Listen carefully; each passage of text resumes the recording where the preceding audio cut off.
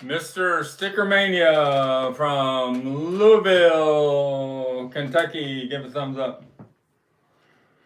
With sticker granddaughter and sticker teenager, almost tall as I am. Midlife Llama said, Mr. Stickermania. Midlife Llama. Midlife Llama. Yep. How you doing? So this has been a Beatles weekend. I snuck in and saw the Beatles documentary yesterday one time. What'd you think? I thought it was amazing. A lot of people are saying that it's only lackluster and everything else, but the way it's for the younger crowd, younger generations to reinvent the Beatles, and that's why I guess us old fogies have a hard time understanding how they're putting the Beatles out there, but they want the Beatles to keep being reinvented for other generations so it doesn't fade away like Chuck Berry and Elvis and Little Richard and Buddy Holly. You could go on and on. Olivia Harrison was the one that pushed for this documentary, and I'm sure she had more say in this documentary, I think, than anybody. But props out to Olivia. Did a good job pushing for it. I loved it. I loved the way it was set up, the interviews from the fans. And I know there wasn't that many Beatles songs. I counted about 8 of them. But when you got to them and them in concert, it was just so electric. And he did such a good job on remastering the video, Peter Jackson, and the sound, Giles Martin. It was just amazing, especially Long Tall Sally. You never heard the Beatles rock so hard on a stage. What did you guys think? Rachel's Ghosts, we're going to be on next Wednesday. Got an okay from Rachel, December 4th. Going to be with Mikey Arugula as committed also. So you know what it'll be. What will it be? What will that live stream? A barn burner? But, oh, you got to say it louder. What will it be? A barn burner. A barn burner. Can you say barn burner?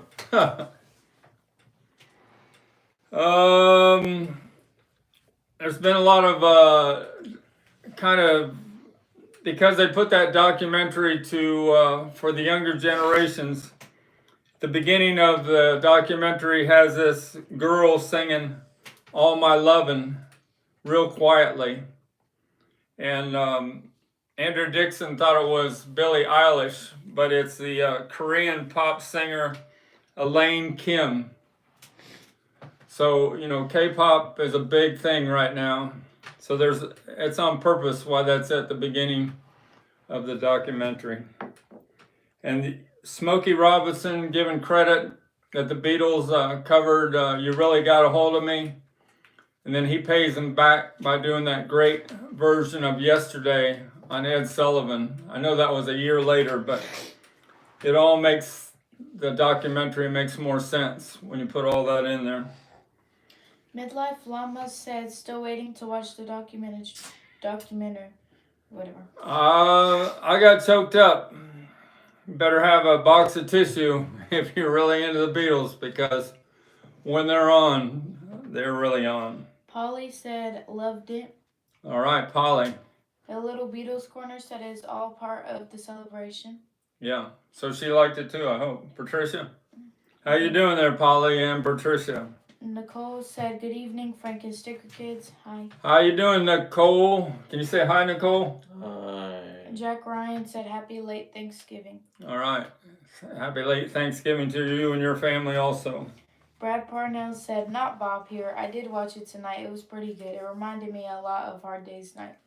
All right. Brad Parnell, you watched it. Way to go. Yeah, his name is not Bob, actually. There's a lot of people that I know that doesn't have Disney Plus, and one of them, Sticker Granddaughter, is going to rehook up Apple Disney Plus on his tablet so he can watch it. And Kevin from Kevin Records, I don't think he has any desire to watch it. Kevin from Kevin Records was out this weekend. He said the #1 album he's getting calls for is a solo where Billie Eilish album where they've taken all her vocals out of her new album and it's just vocals of Billie Eilish, and he says he's getting call after call. Can you get this for me? Can you get this for me? So that's pretty amazing. And remember, in 2023, we got the Red and Blue albums, which faked us all out. But it's all part of that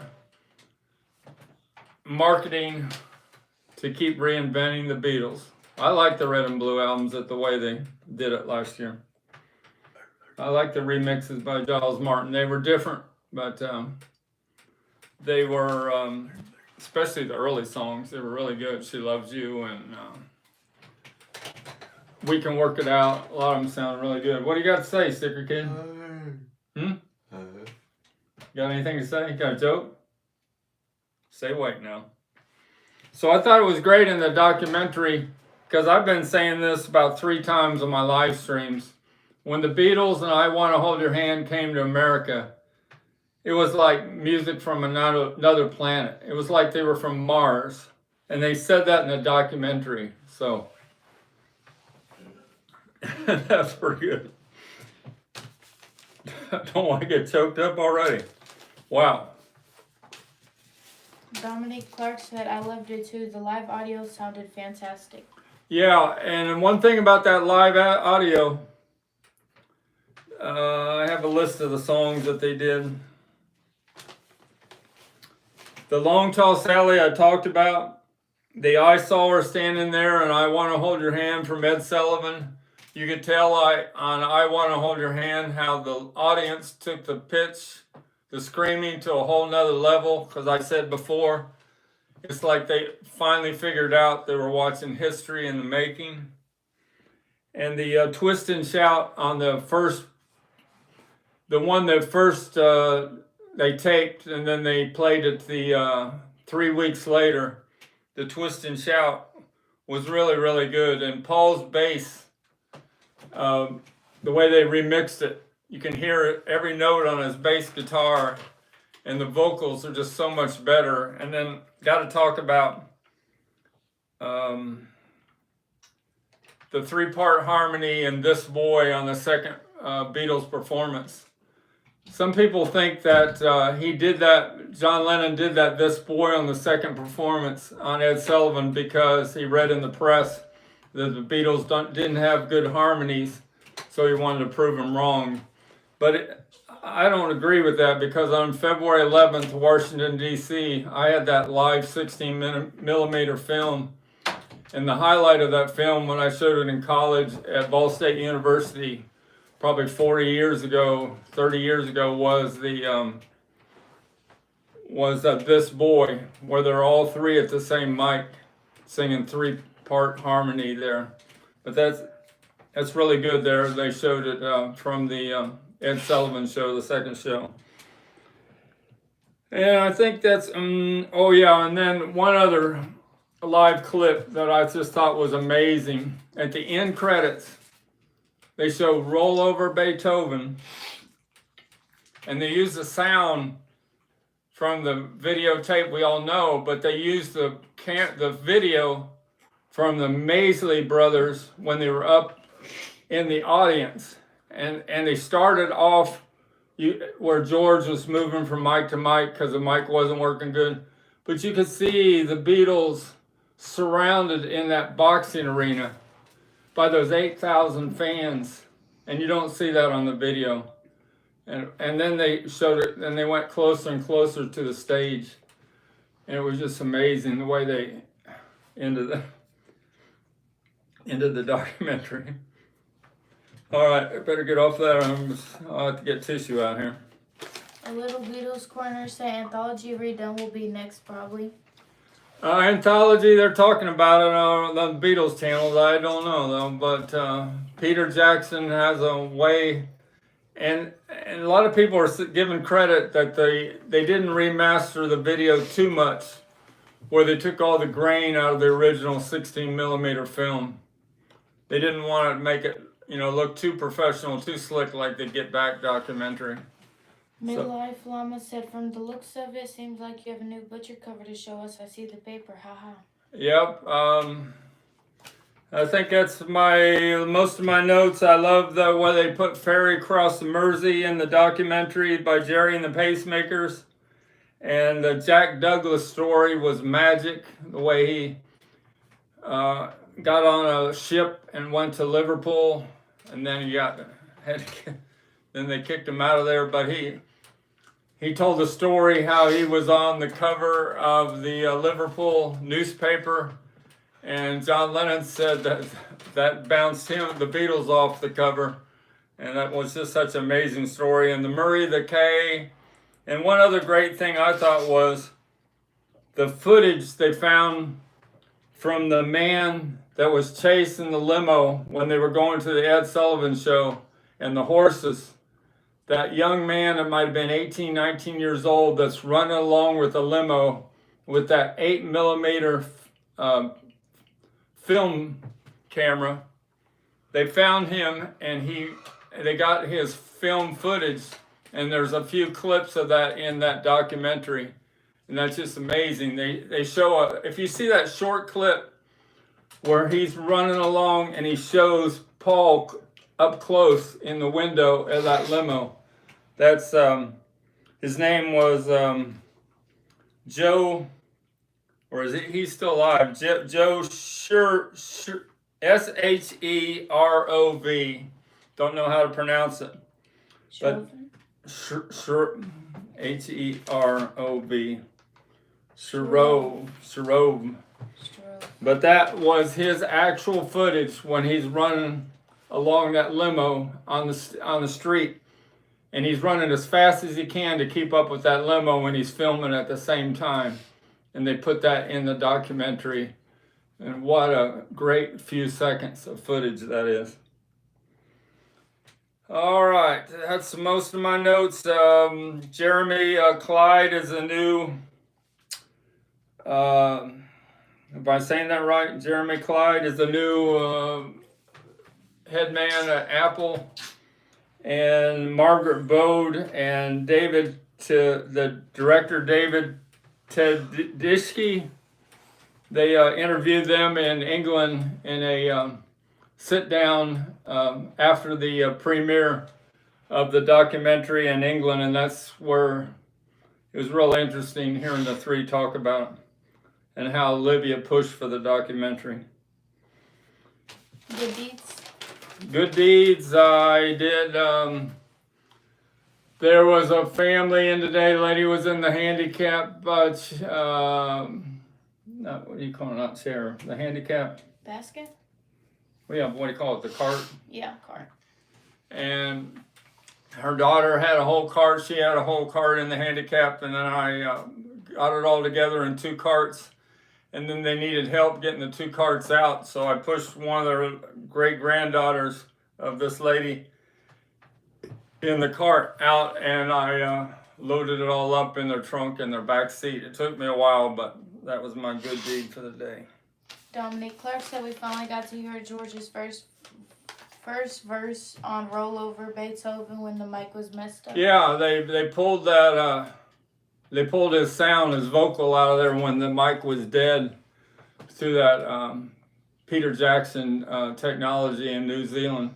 But I just think it's amazing they use different footage of the Rollover Beethoven. What a way to end it. All right. Let's get on to something else. I'll have to watch it again next Tuesday on my day off. Brad Parnell said, I didn't know that Ronnie Spector took them to Harlem. Yeah, Ronnie Spector took them to Harlem, and people in Harlem didn't even know who they were. They said, well, the Beatles, Ronnie was telling them at the bar, at the barbecue place, well, the Beatles are going to be on Ed Sullivan. They go, who are the Beatles? So the Beatles loved that they were at a barbecue place, and nobody recognized them in New York when they were, everybody else knew who they were. Daniel Casillo said nothing new to see from the This New Doc. Nothing new to see. I thought there was a lot. I learned a lot. I mean, I know they tell the same old stories, but I love the way they interviewed all those girls, and the way that guy said he was the manager of the Beatles when he wasn't. And then when the British Embassy, they had more footage from that, and they had more footage when the Beatles were at the Peppermint Lounge, and that when they let them out at the Plaza Hotel and said goodbye to Murray the K, Paul McCartney did his Little Richard imitation. All those things are just priceless to me. All right. Talked about the Rachel's Ghost. A couple big things that happened in the Beatles world in the last few days. Perry Cox sold an unused 1966 ticket to see the Beatles at their last show in Candlestick Park for $3,600 for a full ticket stub. You know, one time I bought some scrapbooks, and the guy, I said, is there any memorabilia in those scrapbooks? He goes, no, it's just mostly common clippings. So when I got the scrapbook and opened it up, there was an envelope from the Bank of America, and inside it was 2 tickets for the last Beatles show at Candlestick Park. I about fell off my chair, I'll tell you that. Daniel Castillo said Murray the K is a legend. Murray the K, I've had his autographs, I've had his fan club thing. Yeah, he is a legend. And Brad Parnell said Murray the K was loud. He was loud and obnoxious, and the Beatles kind of liked that. And when they were at the New York airport, JFK, and they were interviewing the Beatles, some of the other newscasters and people that were there at this press conference, because Murray the K was right up front, and they said, tell Murray to cut that crap out.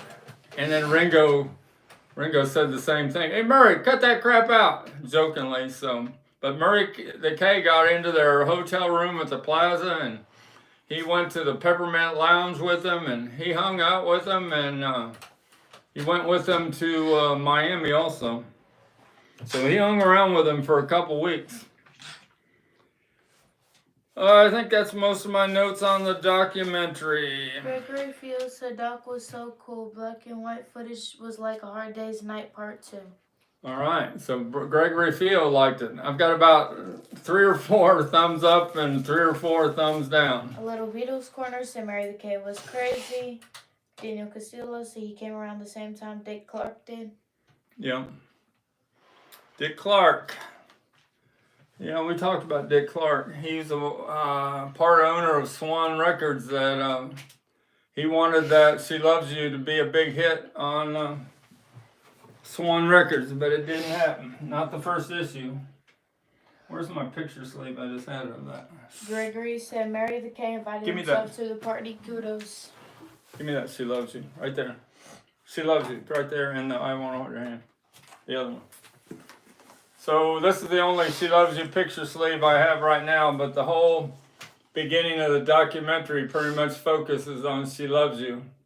She Loves You is you can see in a store where there's a man that has a record store, and he said he sold, did he say he sold 1,000 Meet the Beatles in one day?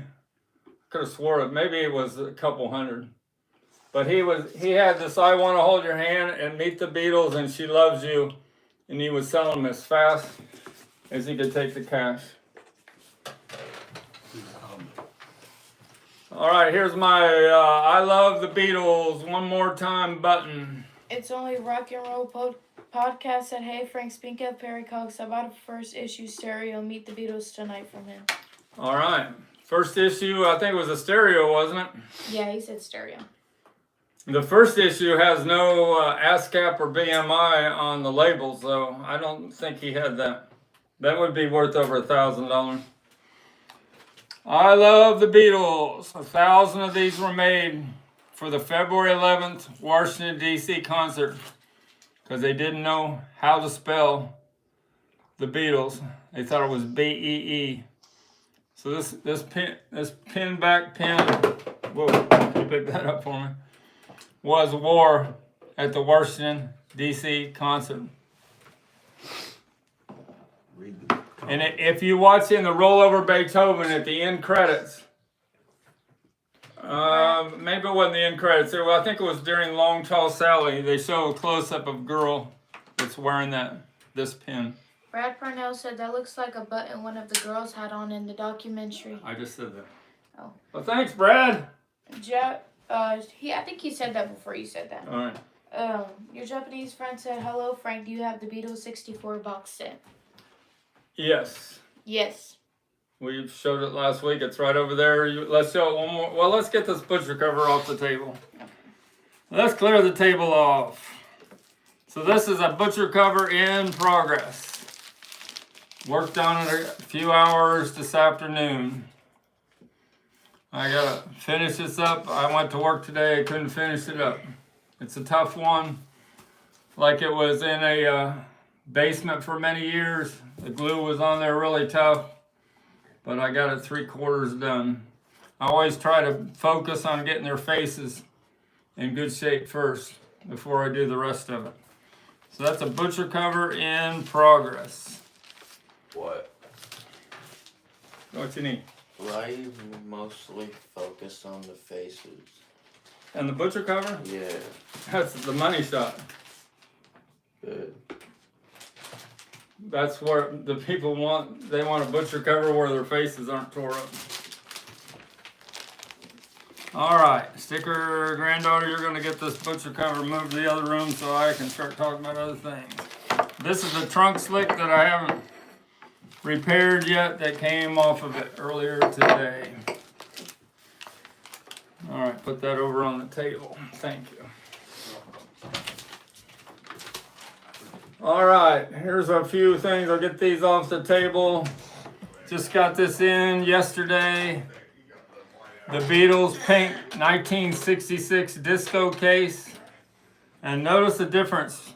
This is the yellow one with the sticker and the hang tag, the original instruction tag. And this is the rare one from the Buffalo, New York radio station WTRY. This is the only disco case that had a radio station symbols put on it. But notice the difference of these two. Look at in between the A and the T. A big gap in the pink and no gap in the yellow. Pretty, I don't know if that's a miss. But I saw the pink one in Terry Craig's book, and it looked like this. So all the pink ones must have been made with the letters spread out. All right, you want to put that over there, out of the way. Here, sticker case. You can handle it. Pharrell McNudie said, "That pulled off trunk cover. Oh my God." Talking about the cover that you had pulled off the butcher. Why? Because it Ripped up. Because it ripped up? Well, let's see you try to do that. Daniel Castillo said might be a bootleg. Gregory Fio says so cool that the end of the documentary was the beginning of Beatles live concerts in the U.S. and George Harrison started off with a Chuck Berry and Washington's rollover. It was great. But I don't want to break down again, so I'm not going to talk about it anymore. Just great.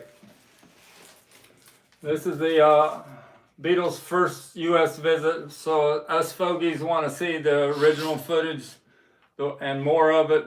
You need to get the Laserdisc, the DVD, the VHS tape of the Beatles' first U.S. visit.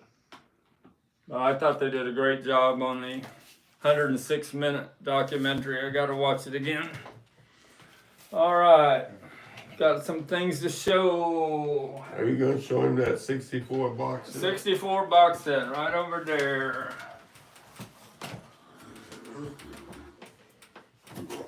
Yeah. Beatles 64 box set. Never been opened up. Way I got it from UPS. Preston, France. Got it. I think I got it last Saturday. Was it last? No, I got it last Wednesday. But I'm not going to open it up. I got no desire to hear it. Some people like it. Some people don't. It's just not my thing. rather get my Beatles and Mono box sets. You want to hand me that sticker, kid? Beatles and Mono, that empty box right there, please.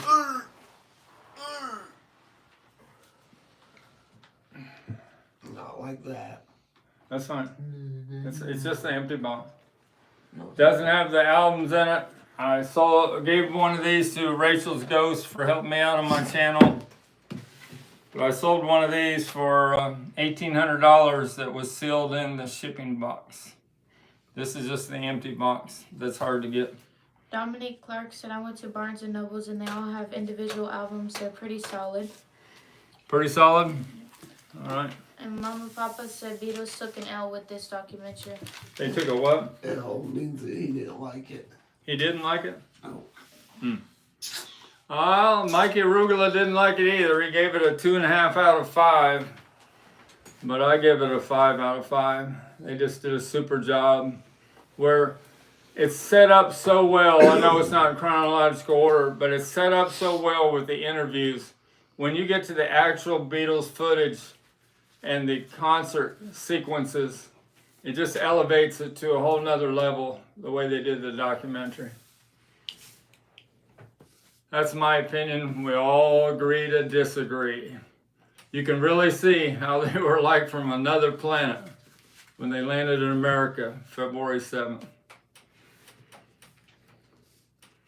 New York went crazy. All right, we got these, most of the set of all these Beatles fan club records, most of them from the United Kingdom. This, I don't have the 63, this is the 64. And it has the original insert on most of all these and the original mailer from England, the mailing envelope. This is a fragile insert. Let's see if I can open it up. That's a 64. Here's the 65. You know, I have a signed 65 in my bank vault that I got on sale for $37,000. The only one signed by all 4 Beatles that exist in the world.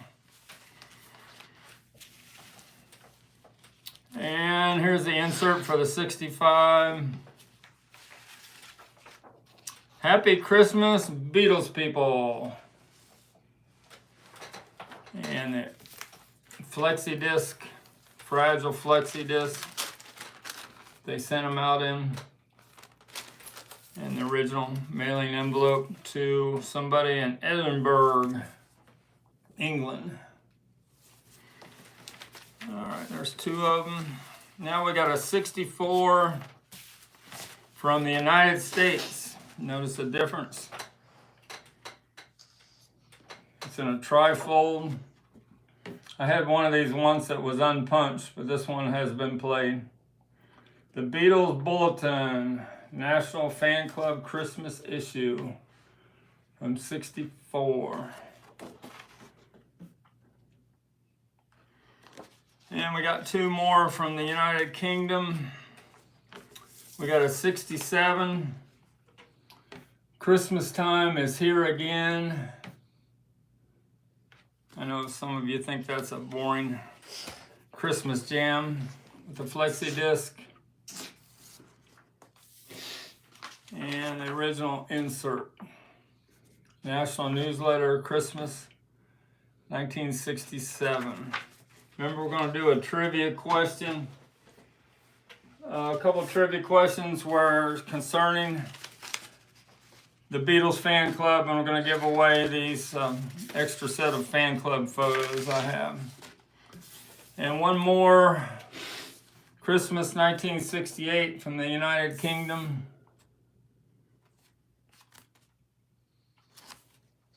Kind of got a psychedelic sleeve and the flexi disc and the rare insert where they're advertising these photos I have that you sent away for. Available now. Second set of 6 exciting super pics. Still available. First set of 8 exclusive super pics.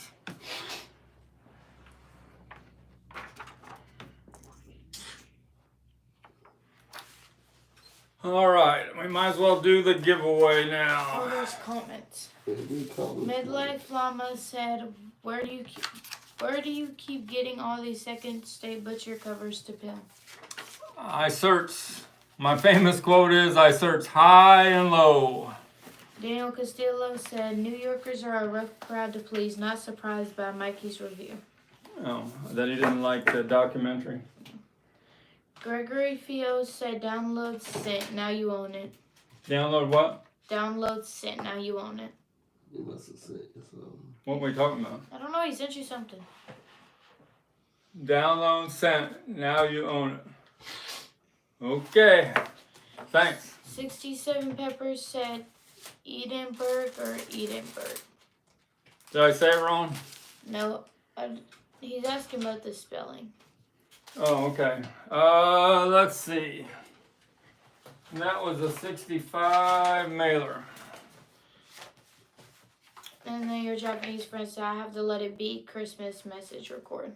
One's from Essex, and one sent to Edinburgh. EDINBURGH. The first one. All right, here's my ready for these trivia questions. You guys all know who the president of the fan club was in England. Brad Parnell. Frida said, Kelly. Brad Parnell said they pronounce it Edinburgh. Edinburgh.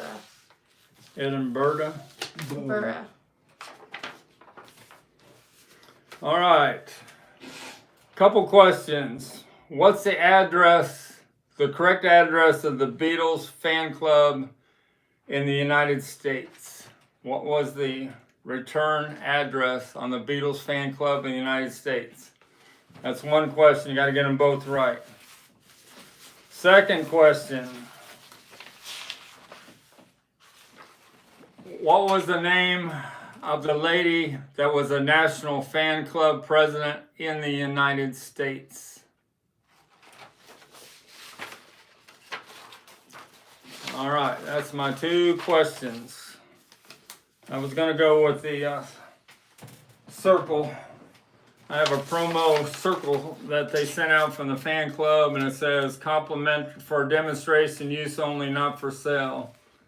And it compliments the Beatles USA. They were pushing the circle because Brian Epstein was the manager of the circle. And you know the circle opened up for the Beatles on '66.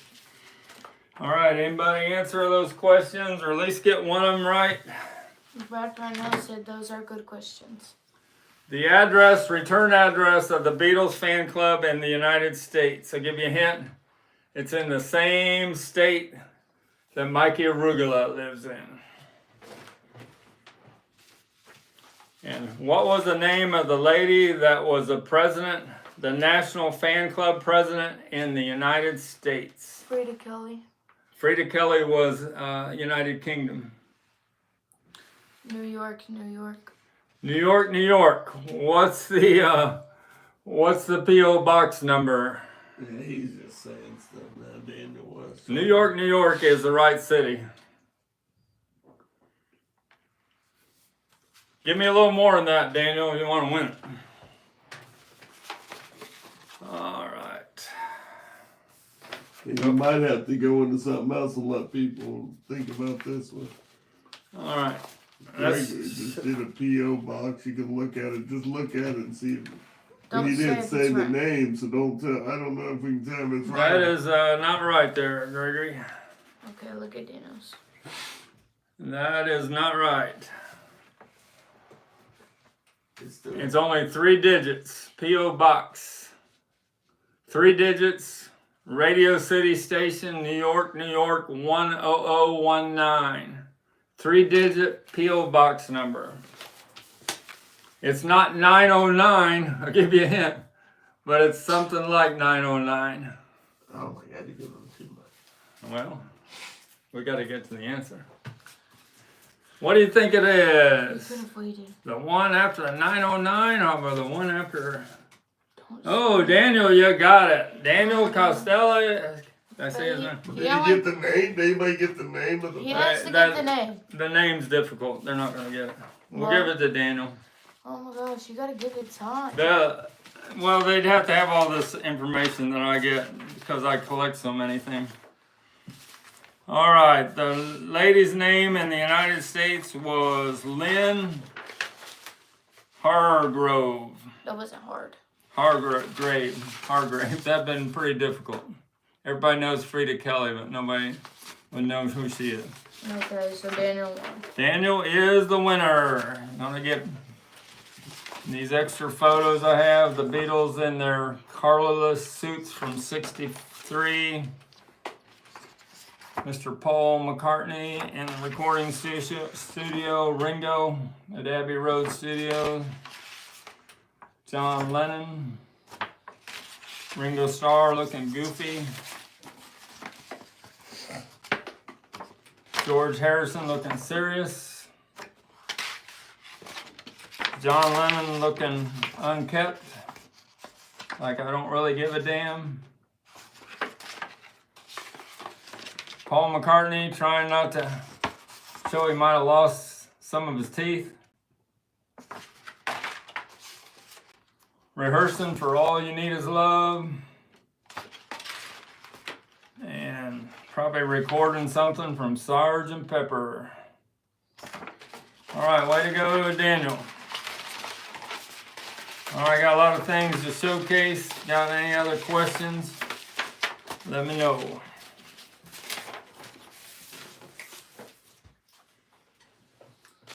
Uncle Paul's not here tonight. We'll wait till Uncle Paul gets back before I show him my Birth of the Beatles press kit. Daniel Castillo said Hargrove is a very popular British name. Brad Parnell said good old freedom. Good old Frida. 67 Pepper said John the coal miner. KRWD said hi Frank, hope you guys are well. I have a question. How you doing, Rich? I have a question. Do you think the Beatles Mono 64 box will go up in value like the 2014 box? No. The Paul Should Not Be Let Die guy said, did you send me my help book for winning the trivia We contest? never got his address. We have his address? No, we we don't. never got it. We never got your address. You gotta send it to my He can't send it without the address. Mr.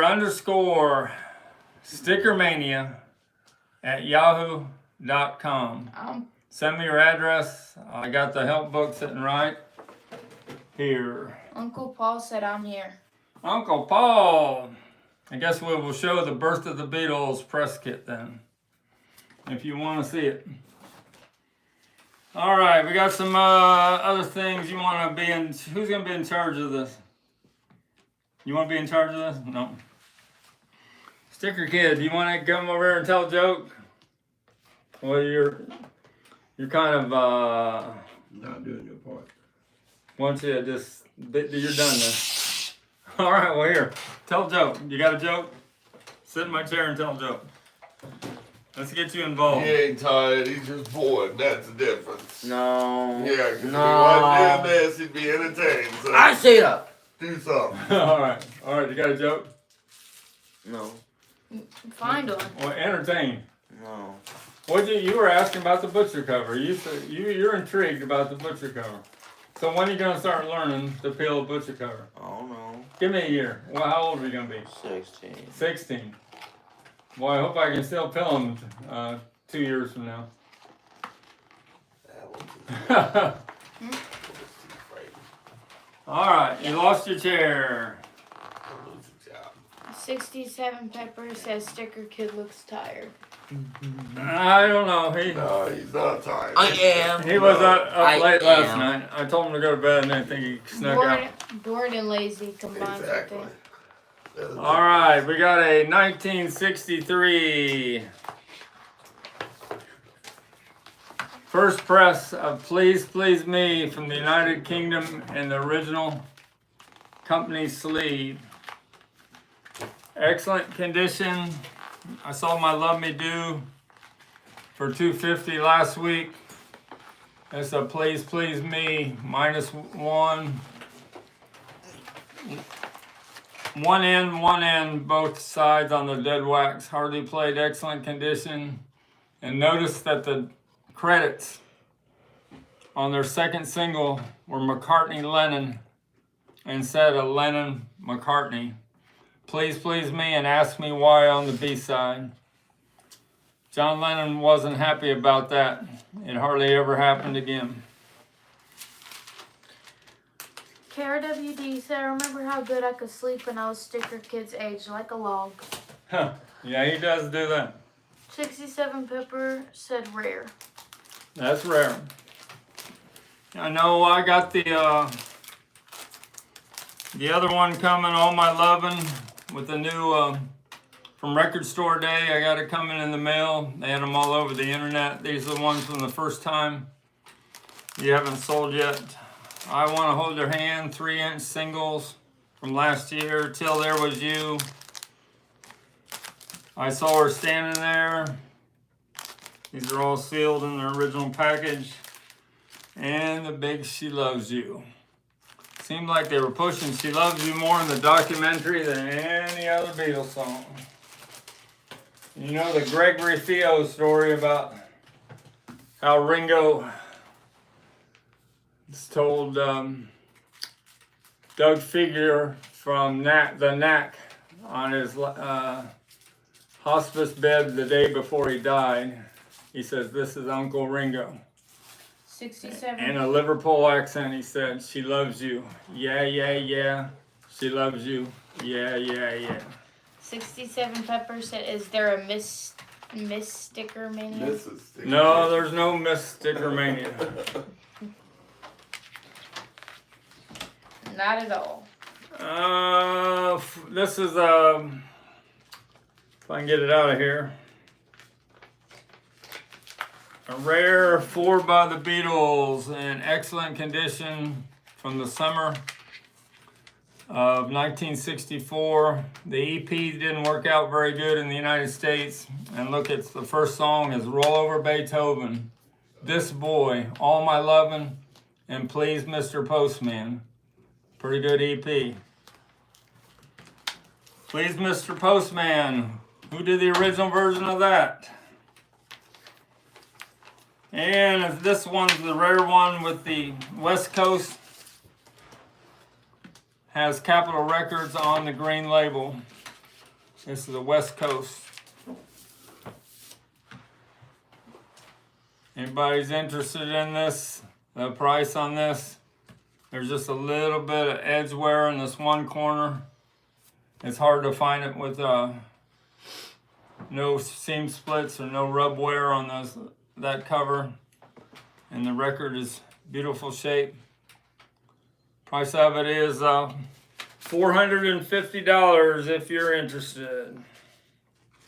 Holly said Marvelettes and KRWD said it too. Marvelettes, that is correct. KRWD said it and then Ollie.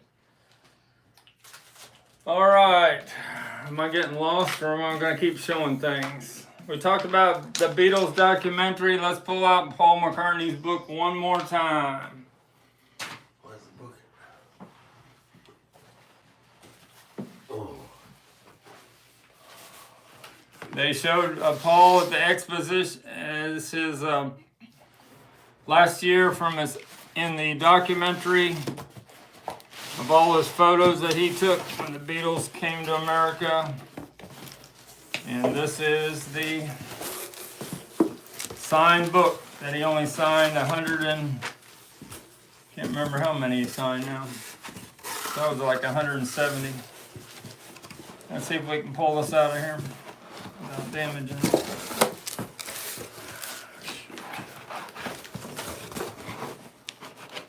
That might be the best one. Brad Parnell said, did you ever have any of those Beatles miniature album covers with bubblegum? I think they come out in... Yeah, the chew pops. I've had that in the shipping, the original store box, complete set of 64. Gregory Fields said, how would you like to get your mail from the man who wrote the song? How would I like to get? Yeah. Get what? Your mail from the man who wrote the song. Good mail from the... Mail from man who wrote the song. Yeah, We talking about Paul McCartney? What are we talking about? I guess. This is the book in the original shipping. You see it's different than the regular book that came out. Eyes of the Storm. This blue slipcase. Liverpool, London, New York, Washington, D.C., and Miami. There's Paul taking pictures of a couple of photographers taking a picture of him. There's Paul. And let's show his autograph one more time. Price on this is The Postman. $6,500. It's got a special contact sheet there with Ringo smoking a cigarette. And show the autograph one more time. Gregory Fields. 175 books. This was number 55, signed by the man himself, Paul McCartney, that showed up for the premiere in New York City last Sunday night. He showed up 5 minutes before the documentary started, and as soon as the documentary was over, he snuck right up. Gregory Fields said, "Please, Mr. Postman" was written by Freddie Gorman. He retired a mailman in Detroit after 40 years. All right. That's what they meant about. Yeah. Are you changing my hat? So you want to wear the Beatles hat? All right. 67 Pepper says Sticker Kid is out cold. Are you out cold? Tell him you're not out cold. I am. Don't touch me. Don't. I mean, don't. All right, we're gonna show some things.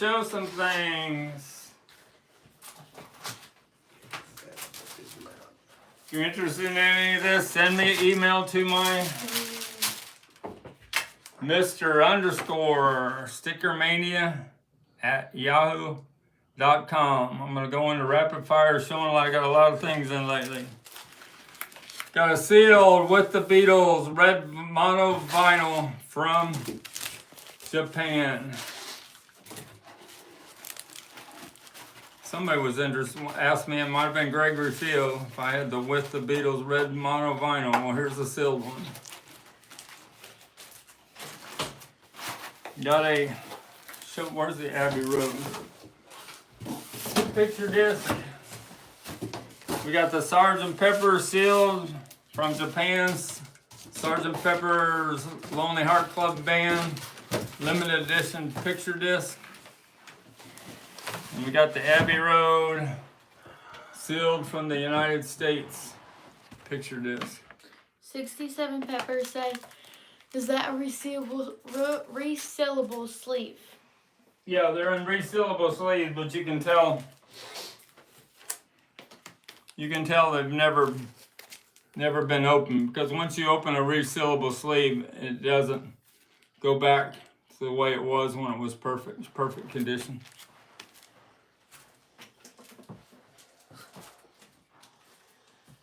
You saw me show this last time. Put the picture disc away from me over there. Sticker candy, please. Right over there. Beatles for sale. The best pressing from the early 70s. -1 stereo.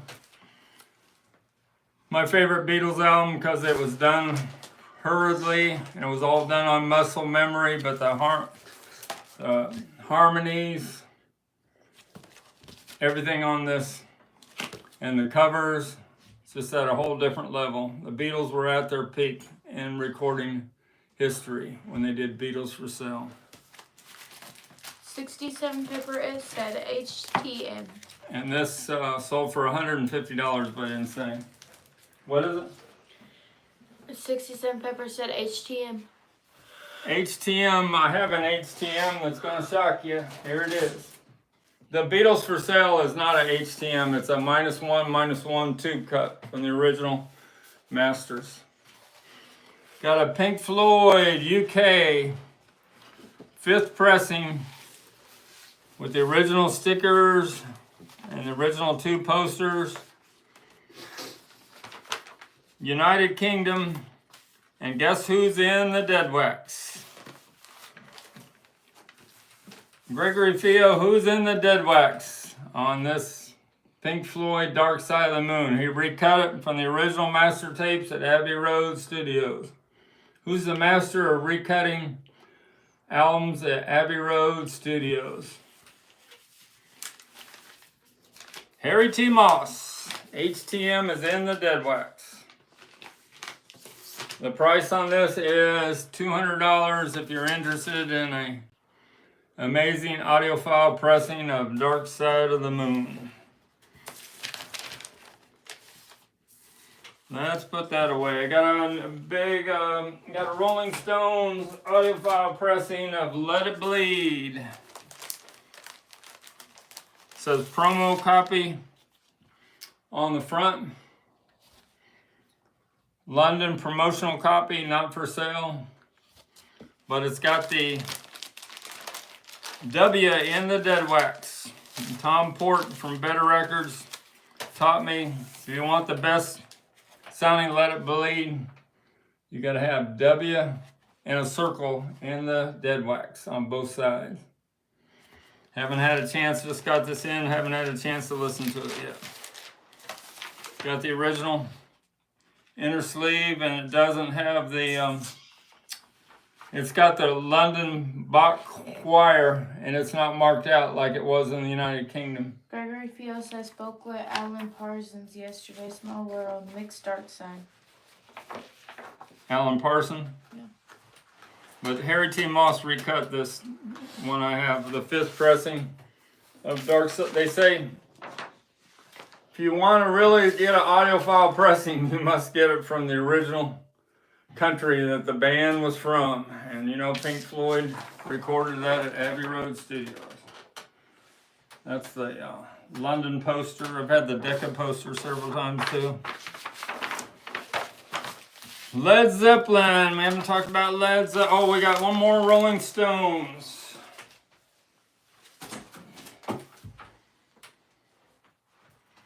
If I had a whole stack of these and get a hold of them, they were $5.99 to begin with. Factory sealed 1978 with all the women that didn't give them permission, so they had to blank them out. This is the first pressing of Some Girls, 1978. I sell these for $1.99 every week if I could just get my hands on about 50 of them. So it makes me think this will only go up in value as time goes on. Some Girls.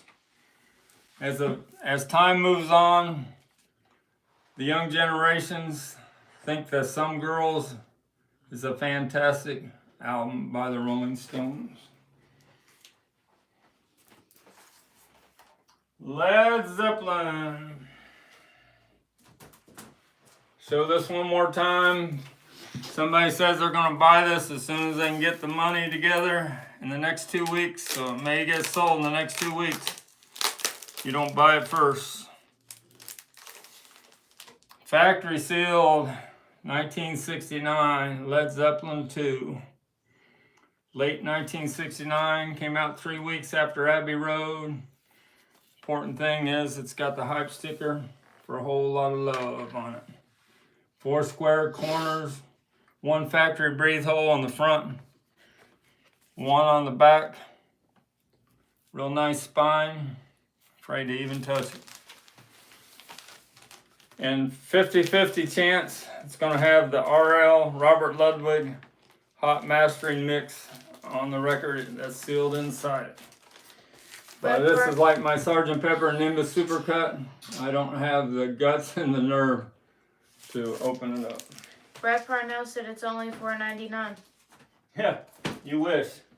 Daniel Castillo said, is that Led Zeppelin the real deal, Holyfield? Is it the real deal? What? Holyfield. Holyfield. That's just what people say. That Yeah. Oh, it's a Holy Grail. Is that what you're saying? Yeah. 50-50 chance it's warped. Well, 50-50 chance it's not. That's all I can say. What would it be worth if it's not warped and it's a RL and it's never been played? What do you think it'd be worth? My guess it'd be worth $5,000 to $6,000. All right, what else did I got?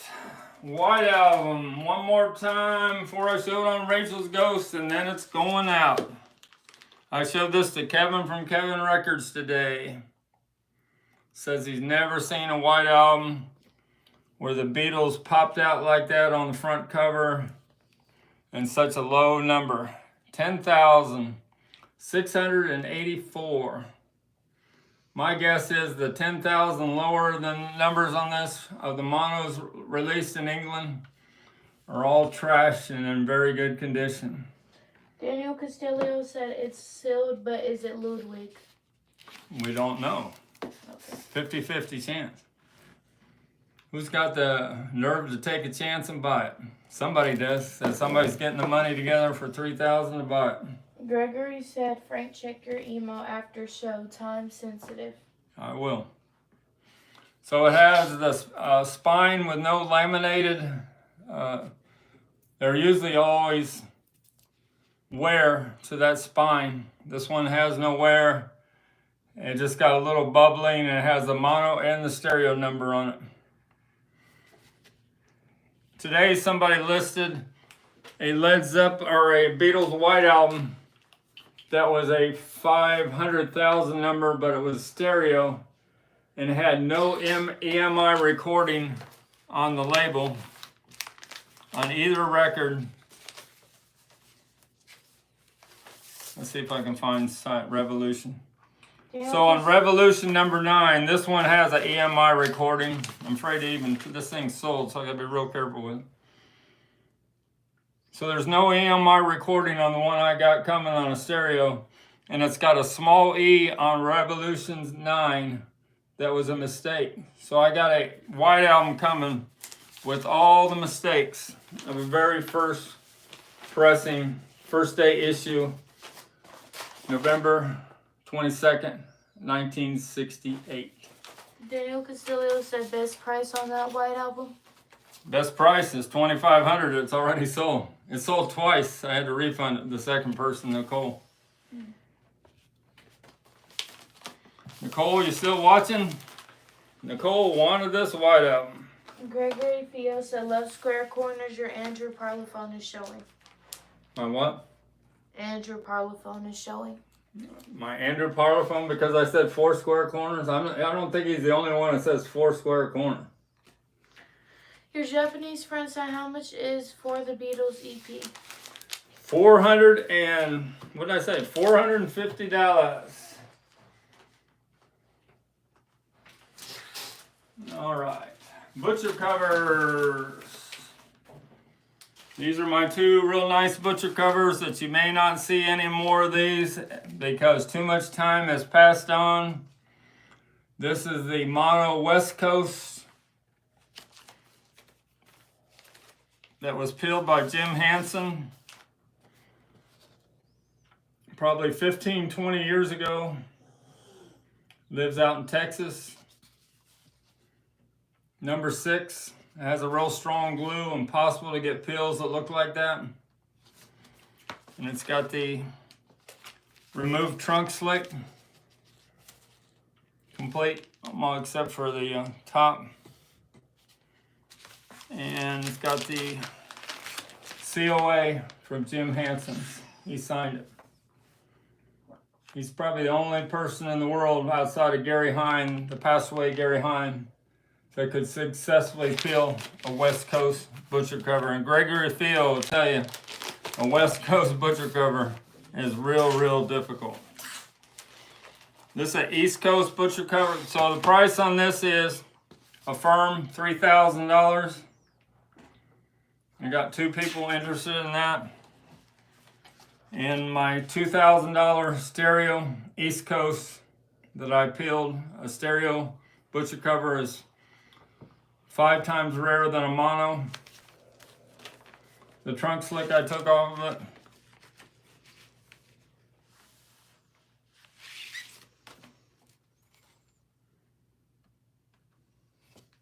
Number 2, Scranton, Pennsylvania. And it has the, it's got the copy of the Capitol recall letter. I don't know if there's any, somebody sold an original of that at one time a few years ago on eBay.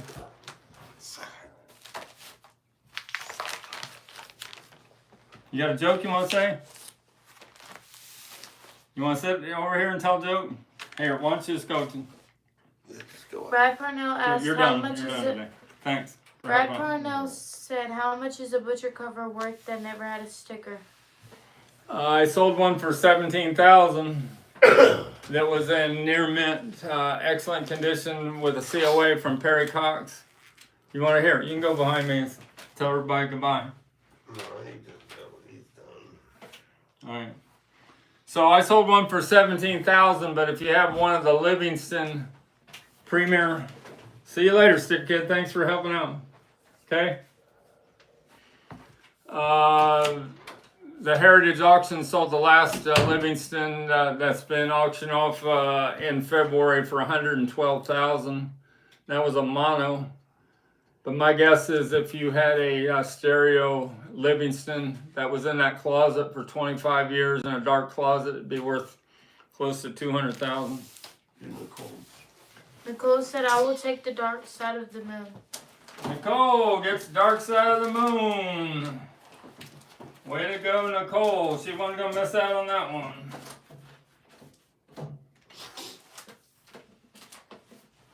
Alright, we got some 8-track tapes in today that are all factory sealed from the 70s. These two weren't sealed, they were in the same lot. A Beatles collection of oldies, original from the United Kingdom. A tough 8-track to get. And I don't know how tough the love songs can get, but it's in the original sleeve. That'd be from the 80s. And all these are factory sealed, the rest of them. We have Joe Jackson, the Joe Jackson Band, Beat Crazy on A&M tapes. If you're interested in any of these, shoot me an email. We got a Harry Chapin, Greatest Stories Live. Dang said, "Dark side worthy of a bidding war." Dark side of the moon. It's already sold to Nicole. She got my price at $200. I am not to the point yet where I can do a bidding war. I gotta get a little more nerve. My lunchbox that I didn't sell at the South Louisville Antique Toy Mall, I put it up on eBay and it sold for $400. Just in very good condition, but it has the original thermos clip still in it. Nothing like those $2,000 and $3,000 lunch boxes I sold in perfect shape. Gregory Fio said, "Who is the guy talking in Dark Side of the Moon?" I don't know. I gotta listen to this. I'm not much into Pink Floyd. The only album I would listen to of Pink Floyd would be Dark Side of the Moon. Dang said, I had a house, what is it? and then you can continue. I had a estate back in the 80s in Ohio, and it had a 4-car garage, and before I bought it, Miami University owned it, and they had an airplane that was in the 4-car garage, and David Gilmour flew to Ohio to see the plane in the garage before I moved in the house. And also Elton John stayed in the guest house before I moved in, and Henry Kissinger stayed in the guest house. Dang said, "The same people are hogging everything you sell." The same people are hogging everything I They're sell. just quick to the They're just quick on the draw. Exactly. The Atlantics Big City Rock. It was 99 cents discounted, factory sealed. A Columbia Record Club issue of Frampton Comes Alive from the 70s. Factory sealed 8-track tape. Eon Hunter. Does Beatle Babe know who Eon Hunter is? That's a joke. The title is "You Never Alone with a Schizophrenic." Factory sealed. Factory sealed, Jethro Tull. I may have to give this to Rachel's Ghost on the Wednesday live stream because she likes Jethro Tull. Bursting out. DJ Morano said, I have the Beatles, Sgt. Pepper's, and double white on 4-track tape. These are before 8-track. All right, I got a Beatles 8-track tape on the white label in the other room. I'll show it next one. Brad Parnell said Henry McCullough of Wings is one of the voices on Dark Side. Henry's the one saying, I don't know, I was really drunk at the time. So Henry McCullough's the one that said it? I guess, and then... Henry McCullough, he was great in Paul McCartney and Wings. He did that great guitar lick in the middle of, what song was it? My Love. Dang. And McCartney said he wanted to control everything. And Henry says it needs this guitar lick in the middle. And Henry got his way. So, way to go, Henry. I know you're passed on and gone, but you stuck up to, you outdid Paul McCartney for a brief second. Way to go. Elvis Costello, let me show the rest of these, then I'll get off of this, then you can get some messages. Elvis Costello, Armed Forces, Factory Sealed. Neil Diamond, Hot August Night, 2-track, double play, 8-track tape. Last one, Cat Stevens. People like to get Cat Stevens' greatest hits. Factory sealed, 8-track. That's my factory sealed 8 tracks I just got in from the 70s. Dang said we all deserve a piece of the pie. Who deserves a piece of the pie? Dang, like... Dang said we all do. Everybody gets a shot at it, that's what he's saying. Yeah. I'll think about doing a live auction, something maybe around $200. I'm not going to auction off a very expensive item. I'll take a $200 item and start it off at $100 and see where we go. KRWD said Columbia House brings back memories. So on my purchase history, I'll have it for Rachel's Ghost. I have the best sounding reel-to-reel of Led Zeppelin Zosa, Led Zeppelin 4 that exists in the world. Finally, one popped up on the internet the other day and I snagged it up. The one with the blue label made by Stereotape.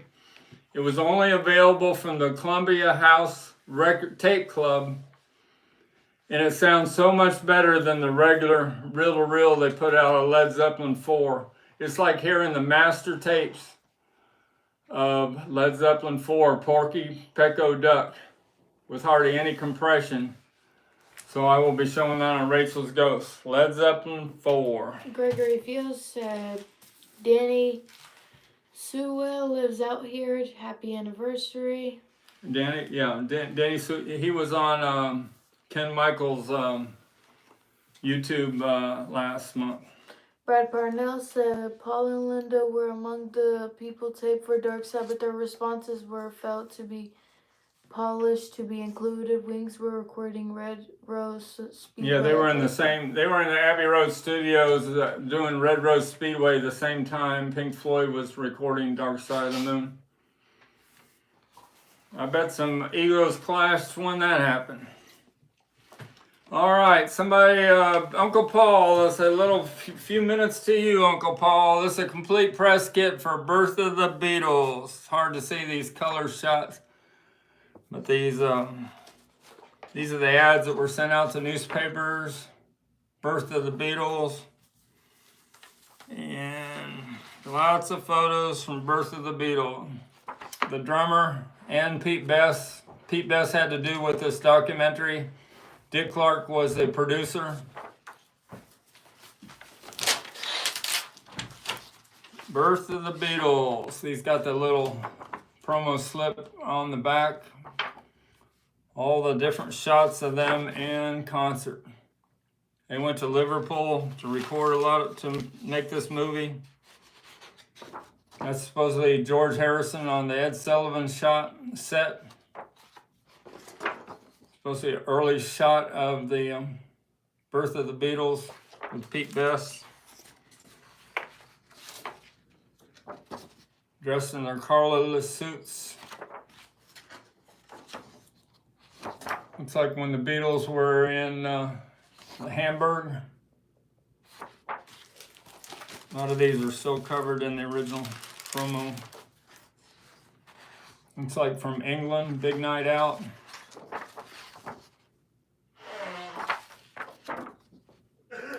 Like a 63 shot of the Beatles. Only the actors playing them. I have 100, there's 100 photos, I can't show them all. That's supposed to be the Beatles on the Ed Sullivan set.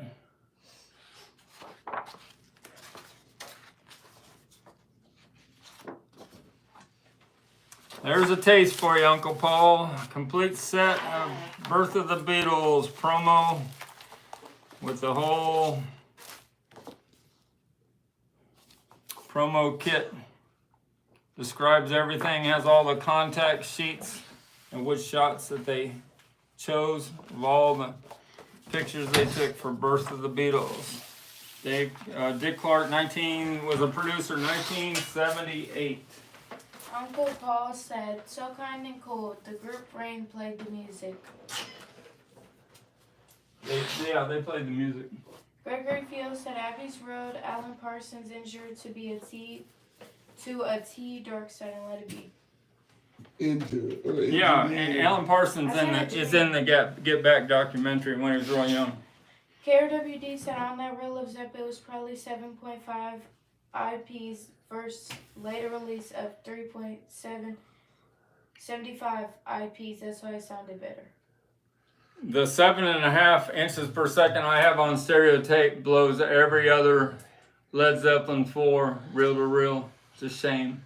The European It's one of the top 5 sounding reel to reel tapes that exist in the world, up with David Bowie, Ziggy Stardust, and is it not Pink Floyd? Oh, Fleetwood Mac Rumors.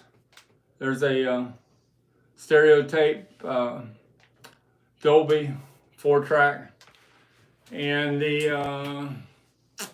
there's a couple other ones. Oh, the Exile on Main Street I've sold twice for $1,200. The reel to reel of Exile on Main Street on stereo tape. It was only available from the Columbia Record Tape Club. I know about these reel to reels, the expensive one. Brad Parnell said the European version is different cut from American version. They have about 20 or so differences. Mama Papa says Saturday Night Fresh Fry. KRWD said no doubt Frank better Fidelity. He's agreeing with me? Yeah. Yeah. Those Columbia Record Club, what was it I say? Columbia House Tape Club reel to reels that they made were made specially from the master tapes, and they are the best reel to reels that exist in the world. My opinion. Something new, factory sealed from the early 70s. It's, as Mike from the In Groove would say, it's a tip-on jacket. I call it a pasted-on slick before they went to poster board. It was sold at Sears. Whatever pennies, whatever F meant in their pricing. Factory sealed from corner to corner with 4 square corners. Thank you very much. Did I showcase everything? We got a new Chapel Rome poster behind me that Sticker Granddaughter will probably want. Yeah. No, I bought that for him for Christmas. And I think I showed just about everything. I showed the Hot Rocks last time that you guys think the outtakes will not be in this factory sealed Hot Rocks with the hype sticker on it. 1971 from the United States. 4 square corners. It's got a little wear on this one corner up on top. Exile on Main Street, we talked about the reel-to-reel tape that sells for $1,200. This is one time when you break the rule, you don't want to get the pressing from the original country, you want to get it from the Los Angeles, because the master tapes were mixed by Mick Jagger in Los Angeles. Artesian logo on the dead wax. Blows every other pressing of Exile to shame. We got everything, didn't we? I got a Bob Dylan in with that Bob Dylan collection, and it's signed by the original artist that did that Bob Dylan photo. It says to Carla, and I don't know if the artist's name is, I can't figure it out yet. Maybe one of you guys know who that artist is that did that Bob Dylan photo. I got another White Album, the 4-disc box set with the Easter demos. Pretty common because Walmart sold a ton of these, and now they're out of print. This is one of those box sets that the Beatles camp did right. You want to hear all the demos and play them over and over of the Beatles when they were in India. But they came back and they did it at George Harrison's house. And George Harrison held onto the tapes of that for many years until he released some of them during the anthology in 1996. But he held on to them for, what would that have been, 60 to 96? About 28 years he held on to the master tapes of that. All right, I think that about does it from Louisville, Kentucky. Make sure you check us out on Rachel's Ghost channel with Mikey Arugula, December 4th at 2 p.m. Eastern Standard Time. Let me show those Remco dolls there one more time. These are going out in the mail. They sold for $400. A set of Remco hard body dolls in reproduction boxes. Going out for $400. Gonna say goodbye? Goodbye. Have a nice night. Thanks a lot from Louisville, Kentucky.